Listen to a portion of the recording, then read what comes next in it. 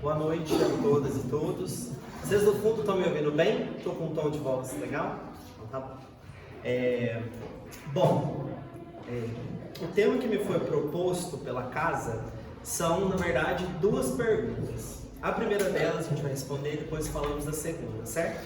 Então, a primeira pergunta é: o que ocorre após a morte?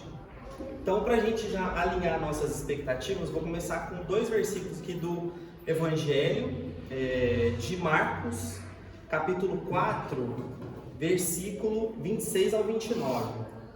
Jesus continuou dizendo: o reino de Deus é como um homem que espalha a semente na terra.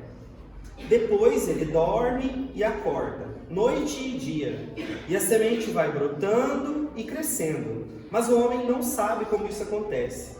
A terra produz fruto por si mesma. Primeiro aparecem as folhas, depois a espiga e por fim os grãos enchem a espiga.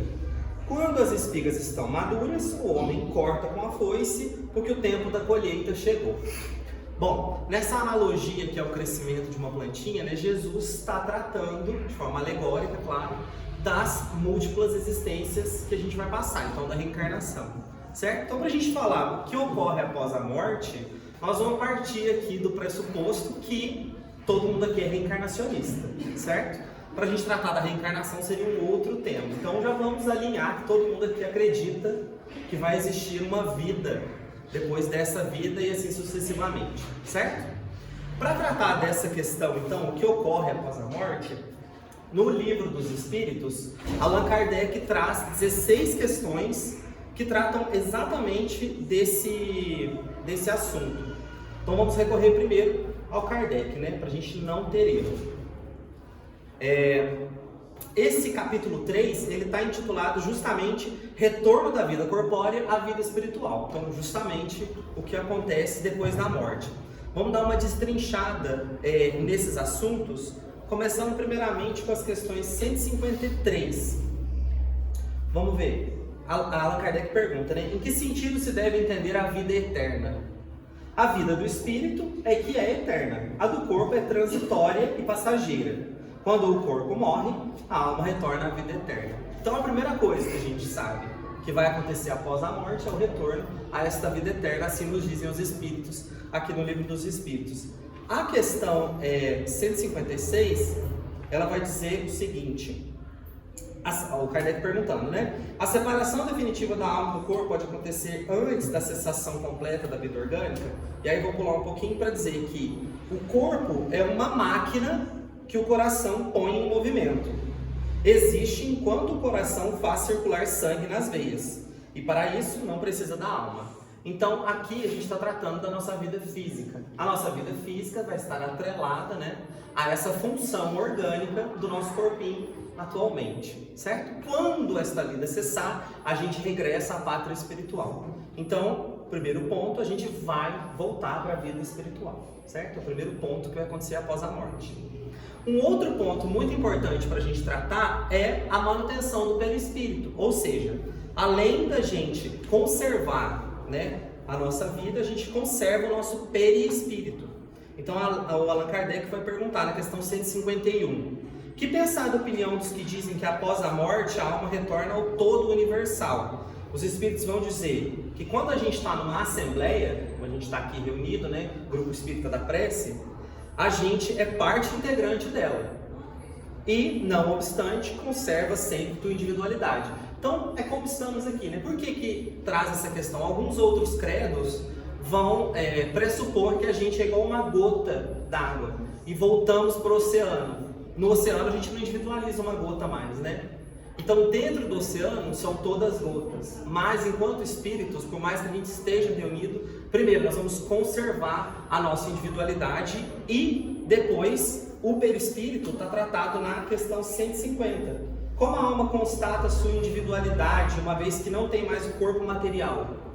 Ela tem ainda o fluido que lhe é próprio, aurido na atmosfera do seu planeta, que representa a aparência de sua última encarnação, seu perispírito. Então, conservamos, né, a nossa individualidade. Eu seguirei sendo eu, com as minhas características, minhas memórias, meus resgates, e Em termos de aparência física, né, o nosso princípio espiritual, aquilo que é o mais puro do nosso espírito, né, o criado por Deus mesmo, ele fluidifica baseado na atmosfera do planeta Terra em questão, e eu vou conservar essa aparência. Então, aqui a gente está falando da vida, né, no além-túmulo, ou então em alguma manifestação espiritual, eu vou manter essa aparência.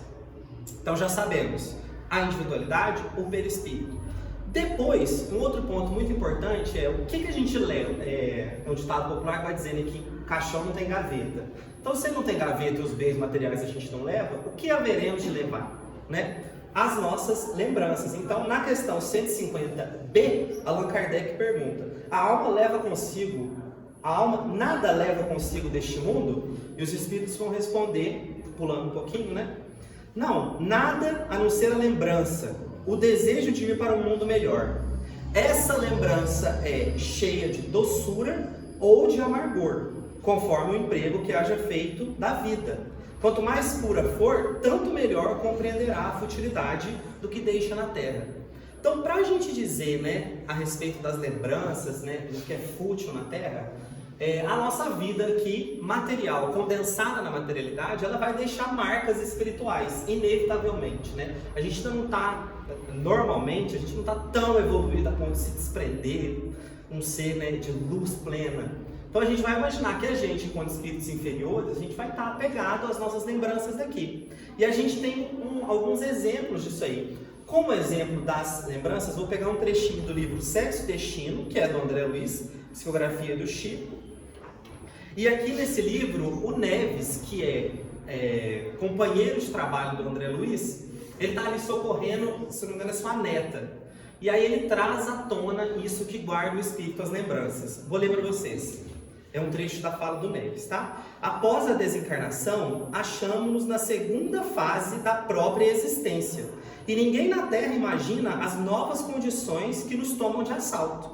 De começo, renovamos a vida. Equipes salvadoras, apoio na prece, estudo das vibrações, escola da caridade, uma maravilha, né? Ele continua. Ensaiamos felizes o culto dos grandes sentimentos humanos.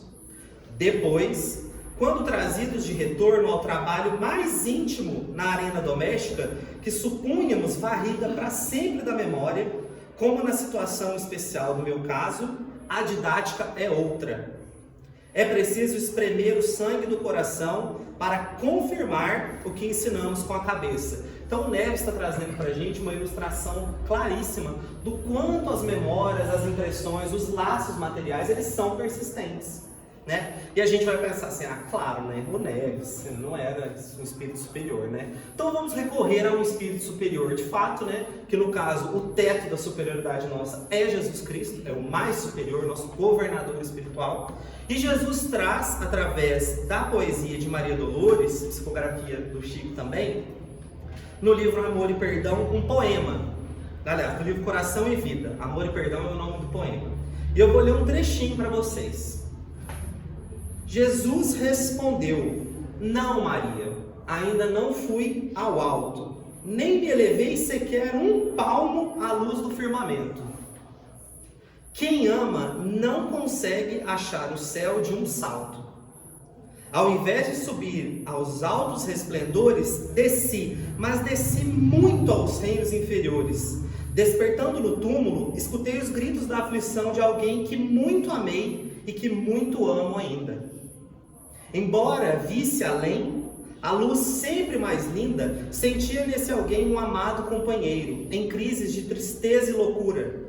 Fui à sombra abismal para a grande procura, e ao reencontrá-lo amargurado e louco, a ponto de não mais me conhecer, demorei-me a afagá-lo, e pouco a pouco consegui que ele, enfim, pudesse adormecer. Senhor, interrogou a Madalena, quem é o amigo que te fez descer antes de procurar a luz do Pai? Mas Jesus replicou em voz clara e serena: Maria, um amigo não esquece a dor de outro amigo que cai.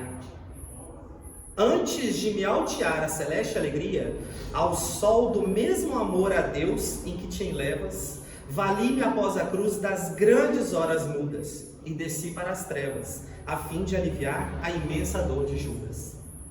Então, nesse poema, que é belíssimo, muito tocante, Jesus exemplifica de forma clara que ele, governador espiritual deste planeta, não conseguiu retornar à pátria espiritual, sabendo que o seu companheiro de jornada na Terra estava nos umbrais.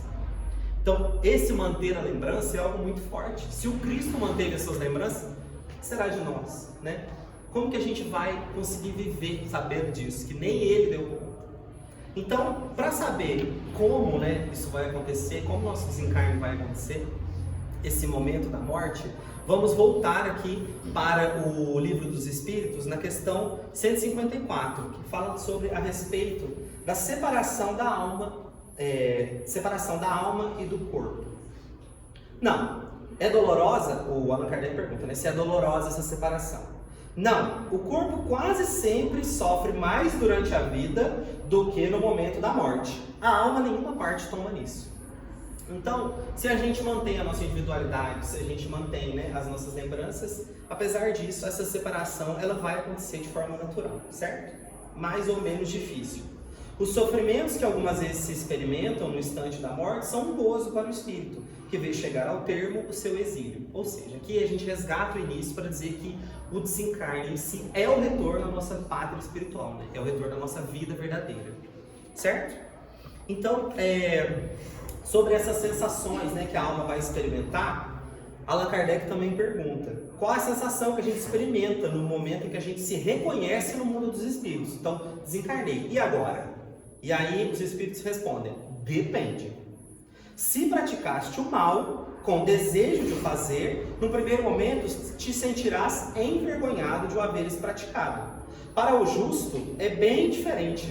A alma se sente como que aliviada de grande peso, pois não teme nenhum olhar investigador. E aí deu uma lascada para todo mundo, né? Quem é que não teme um olhar investigador? Eu sou o primeiro a levantar a mão. Então assim, né, é muito difícil, a gente não pode ler isso e ficar constrangido, né? Porque a gente sabe que a experiência carnal, ela está cheia de erros, assim como todas as outras que a gente teve. É a tentativa de melhorar que é o nosso empenho. Porque ser perfeito, se a gente fosse, nem encarnado aqui precisaria estar, né?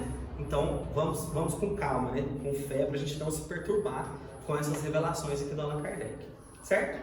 Tratando justamente então da perturbação espiritual, vamos continuar aqui no Livro dos Espíritos, questão 163, que fala justamente disso. O Allan Kardec recebe da resposta, né? Que a alma fica algum tempo em estado de perturbação, certo? Que os espíritos variam naquilo que eles experimentam. Depende da elevação de cada um, esse momento do desencarne.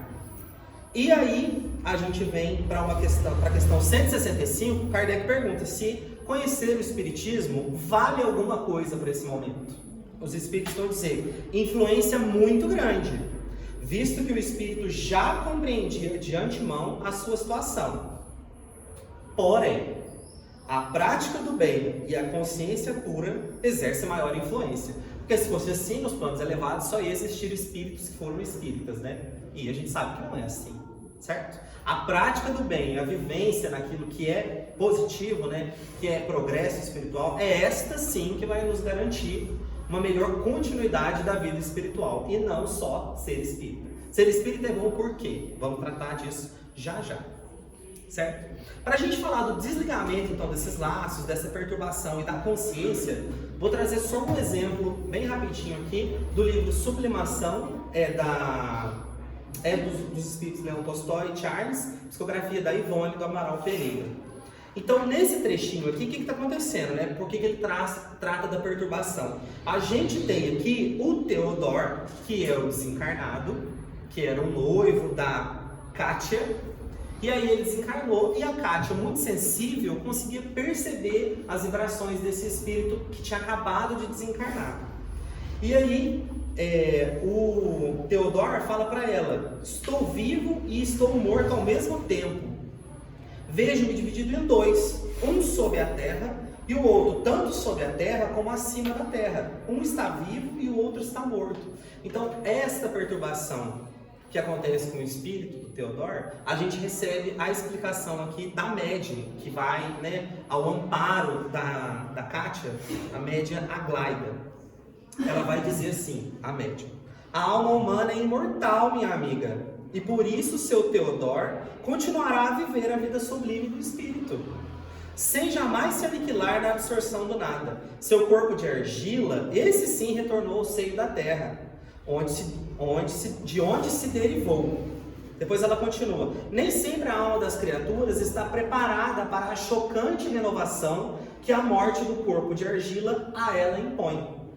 Então ele era um homem do mundo, rude capitão de cavalaria, materialista, esquecido das coisas de Deus, sem aspirações divinas, sem fé e nem caridade.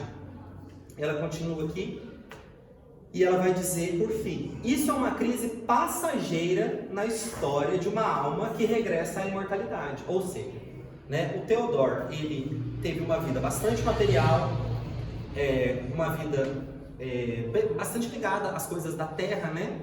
Porque era mais usual daquela época uma vida mais materialista, né? Hoje em dia não é mais usual, né? A gente é menos materialista. Mentira, né?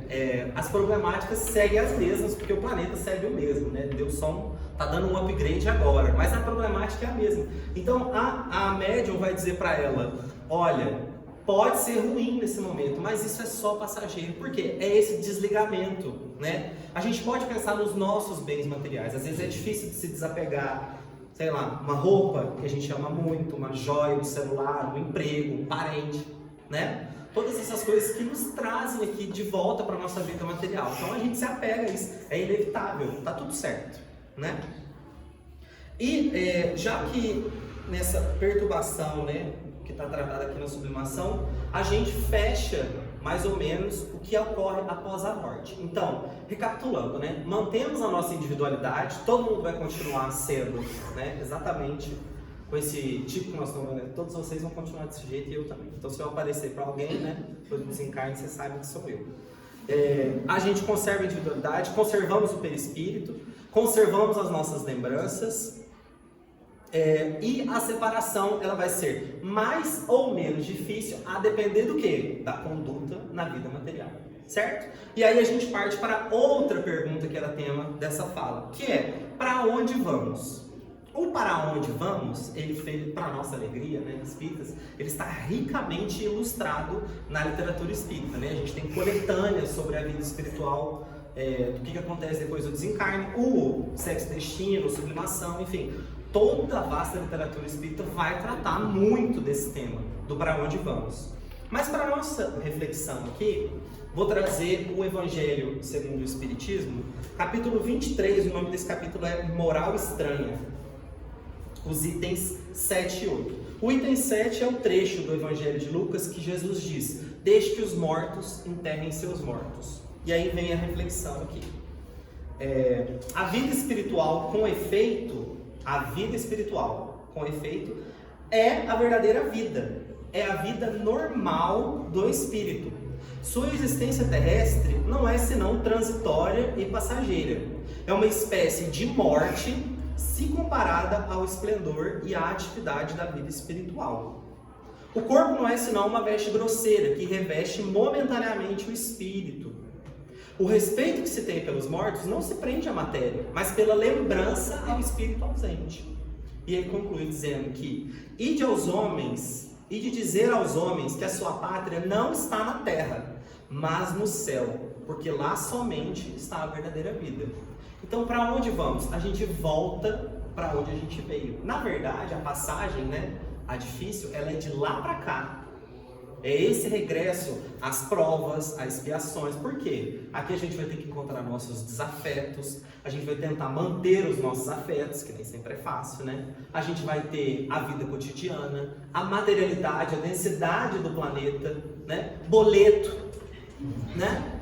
É difícil viver com os boletos que não param de chegar, com as coisas que não param de subir.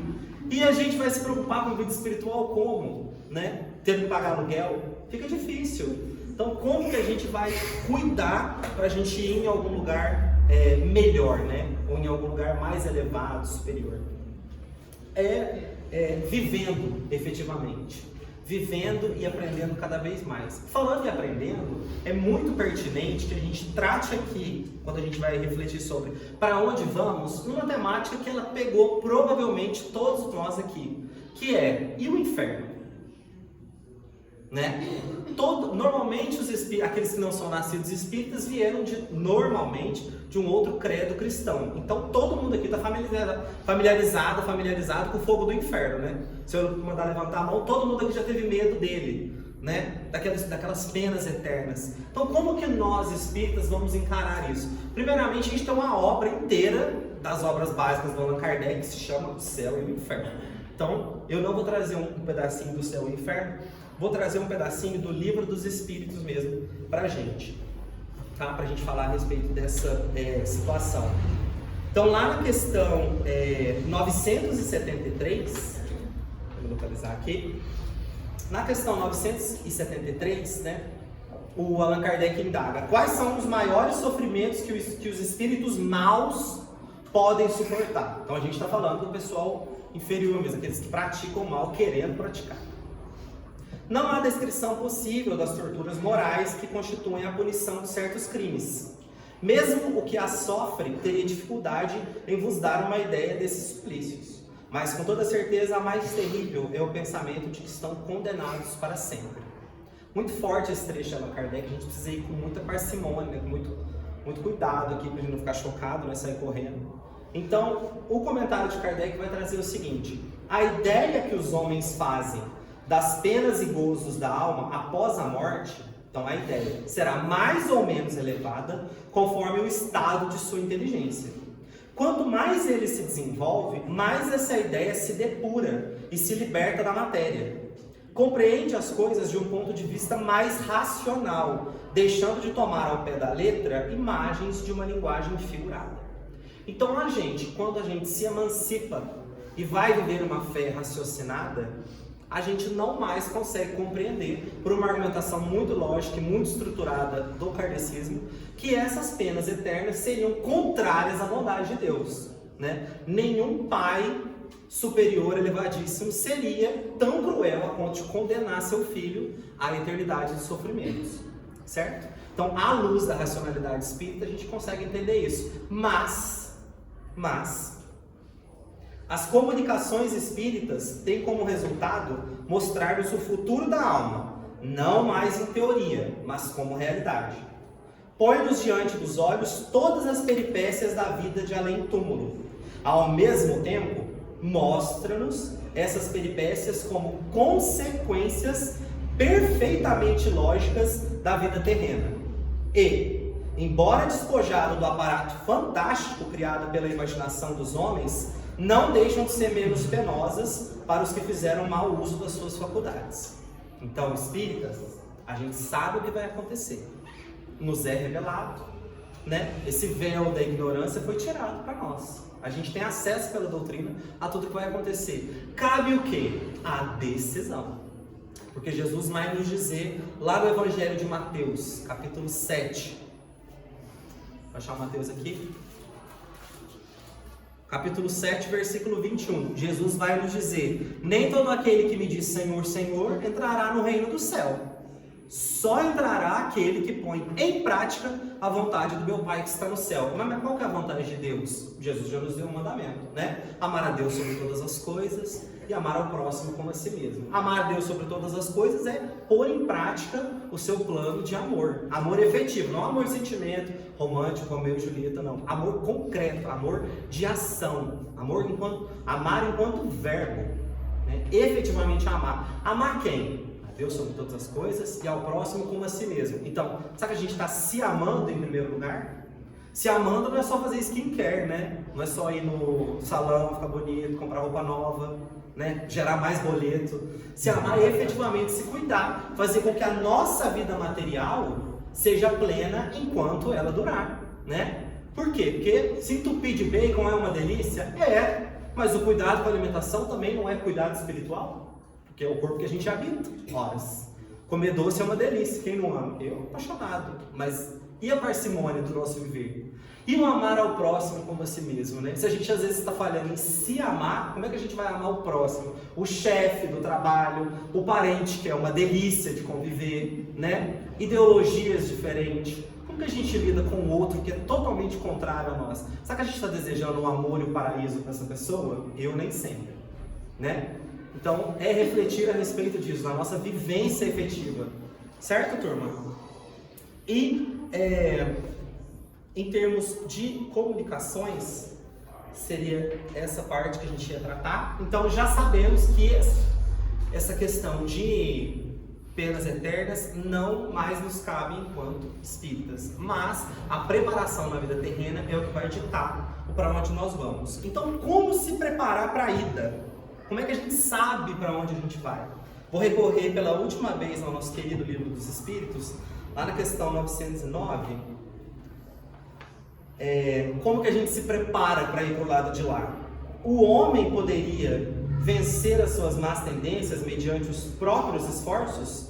Sim, às vezes com pouco esforço. O que lhe falta é a vontade. Ah, como são poucos os que se esforçam entre nós. Então, qual que é a parte difícil? É que depende de cada um. É aquele meme, né? O seu futuro depende só de você. Lascou, né? Se dependesse de outro alguém, se a gente pudesse depositar em alguém as nossas esperanças, mas infelizmente não funciona dessa forma. Fora da caridade, não há salvação. E quem tem que praticar caridade por mim? Eu mesmo. Essa é a parte difícil, né? A vontade, exercer o nosso livre-arbítrio em prol de uma vida espiritual, sabendo que a vida material é passageira. Quantas vezes a gente esquece? Hoje, 9 horas da noite, a gente já esqueceu. Por quê? Vamos comer pizza, né? Já esqueceu. E aí, como é que a gente resgata? Ué, orar e vigiar, né? Através da prática espiritual. Então, se é difícil sozinho, a gente tem uma casa espírita, que propõe estudos doutrinários, estudos evangélicos, palestras, trabalho de paz. Então a gente já está aqui com uma oportunidade. Pelo menos uma vez na semana, a gente consegue ter um pouquinho de prática espiritual, né? Para ir passinho, trabalho de formiga. Se a gente tem que demorar, né, várias existências para ficar no espírito superior, que dirá nessa existência o tanto que a gente tem que insistir. Por quê? Tomou uma fechada no trânsito, espírito inferior, já voltou aqui completamente à materialidade, né? O chefe deu uma bronca na gente, minha filha, ninguém deseja paraíso para essa criatura, né, nesse momento. Então, é voltar, porque a materialidade, o planeta nos puxa, ele nos puxa fisicamente, ninguém consegue escapar desse planeta fisicamente, né? A gente não sai da atmosfera daqui, ou seja, nós estamos presos nesse planeta, efetivamente presos aqui para viver essa experiência. Provar para quem? Provar para Deus que a gente é melhor? Não, querido, Deus, pensa bem, Deus criando outros universos, e aí vai falar, não, pera, aquele espírito ali, calma, Deus está trabalhando. Então o que nos resta? Trabalhar nós mesmos. Por quê? No desencarne, quem vai ser o nosso juiz? Um juiz com uma foice? Não, nosso juiz é nossa própria consciência, né? Porque por enquanto aqui a gente dá uma hipocrisia, passa um pano para si mesmo, para os outros. Desencarnou, tá tudo ali, o arquivo inteiro. Imagina a vergonha que a gente não vai passar, né? Então é viver e trabalhar, por quê? Uma boa ação, um amor, ele apaga uma multidão de pecados. Já diz isso no Evangelho também. Então, na nossa prática diária, que vai estar a nossa busca por nos melhorarmos e para irmos para um lugar melhor quando desencarnarmos. O último trechinho que eu vou ler agora para terminar de verdade é lá na conclusão do Livro dos Espíritos, item 6. Seria formar ideia muito falsa do Espiritismo quem julgasse que ele aure forças, ou seja, tira forças, na prática das manifestações materiais. E que, impedindo-se tais manifestações, é possível minar-lhe a base. Ou seja, o Espiritismo não está baseado em manifestações espíritas. Até porque, se fosse assim, nessa sala que todo mundo ia ser frustrado, né? Porque ninguém viu nenhuma rosa se materializar aqui. Então o Espiritismo não é a manifestação espiritual. A sua força está na sua filosofia, no apelo que dirige à razão e ao bom senso. Hoje, ele não tem segredos para ninguém. Fala uma linguagem clara, sem ambiguidade. Nada há nele de místico, nada de alegorias suscetíveis de falsas interpretações. Quer ser compreendido por todos, porque são chegados os tempos de fazer-se que os homens conheçam a verdade. E as mulheres também, né? Vamos incluir aqui que o Kardec deixou de lado. Longe de se opor à difusão da luz, ele, o Espiritismo, a quer para todo mundo. Não exige crença cega. Quer que o homem saiba por que crê. Olha essa frase. Quer que o homem saiba por que crê. Apoiando-se na razão, o Espiritismo será sempre mais forte do que os que se apoiam no nada. Ou seja, razão, fé raciocinada. Ninguém que está aqui foi trazido, né, arrastado. Eu espero que não, né? Se foi, a gente conversa na saída. Mas ninguém que está aqui veio arrastado. Nosso primeiro contato com o Espiritismo, se não foi em casa, foi por vontade própria, né? Exercendo o nosso livre-arbítrio, a gente decidiu conhecer a doutrina.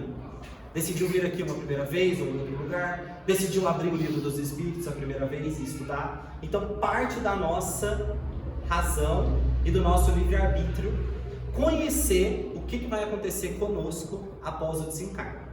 Hoje a gente já sabe mais um pouquinho. Então, todo mundo vai dormir um pouquinho mais preocupado com o que está fazendo nessa existência. Brincadeira. Não é esse o objetivo, né? Não é o sensacionalista. É, antes disso, usar a nossa razão. E aí a gente vai recorrer àquele exercício de dizer, olhar as nossas ações, refletir. Como foram as minhas ações? Ninguém precisa apontar para mim o que eu fiz de errado no dia. Eu, hoje em dia, com 22 anos, eu consigo ter plena consciência dos meus atos. Cada um aqui consegue, não consegue? Se não consegue, é porque tem alguma coisa errada, né? Se a gente está se achando um espírito muito superior, é bom lembrar que se fosse, não estaria encarnado neste planetinho, certo? Então, viver bem, viver e exercitar, né, verdadeiramente a prática espiritual, não isoladamente, né? A gente não vai se retirar para poder se elevar. A gente vai provar para nós mesmos que a gente consegue ser melhor no dia a dia. A gente só tem o presente. Então, é aqui quando a gente faz uma escolha superior ao invés da escolha material, quando a gente escolhe calar, quando a gente escolhe falar, quando a gente escolhe serenar, né? Não deu uma buzinada no trânsito, já é uma vitóriazinha, né?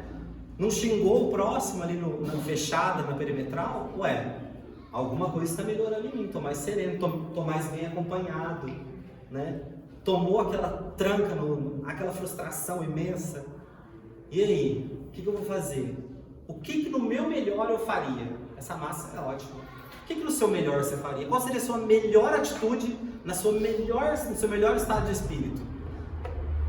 O Espiritismo lasca a gente por isso. Ele põe cada um de nós como agentes principais na nossa vida espiritual. A gente tem auxílio? Claro.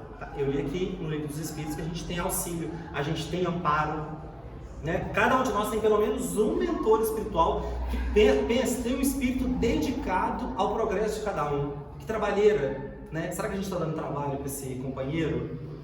Né? Como será que estão nossas boas influências? Será que o fluido gostoso daqui do Grupo Espírita da Prece a gente consegue levar até domingo que vem? Desafiador, né? Porque na hora que acabar a prece aqui, tá todo mundo elevado, vibração. Você fala, meu Deus, é isso. E aí no dia a dia, cabe a cada um de nós puxar de volta, né? Religarmos ao que é superior. Não tem jeito, não tem receita, depende de cada um de nós. Eram esses os comentários que eu queria fazer para responder essas duas perguntas. Muito obrigado a todo mundo que veio. Vou aproveitar para fazer o convite aqui, né? Das nossas quintas-feiras, 7 da noite, nós estamos fazendo o estudo aprofundado da doutrina espírita, EAD, estudo aprofundado da doutrina espírita, com muita reflexão, saindo bastante da palavra, debatendo bastante. Tem outros estudos na casa, para quem está vindo aqui, né? Quem não é frequente, tem outros dias de estudo, inclusive o domingo, reunião na quarta-feira. Então, assim, acesso para a gente dar uma religadinha com o superior, a gente até tem nessa casa, né? Fora as outras de lá. Então cabe a nós mantermos as nossas escolhas e o nosso livre-arbítrio direcionado, pensando o que ocorre depois da morte e para onde que a gente vai. Muito obrigado, gente.